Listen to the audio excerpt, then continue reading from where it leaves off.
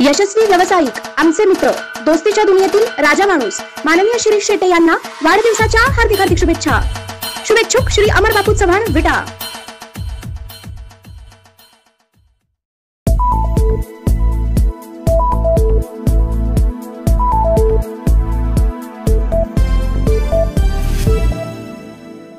महापालिका निवडणूक एप्रिल मध्ये, भाजपच्या बड्या नेत्याने दिले निवडणुकीचे संकेत।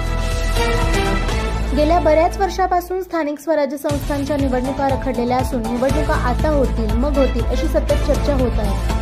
परंतु फेब्रुवारी महिन्याच्या शेवटच्या आठवड्यात सुप्रीम कोर्टात स्थानिक स्वराज्य संस्थांच्या निवडणुकीबाबत निर्णय होण्याची शक्यता आहे।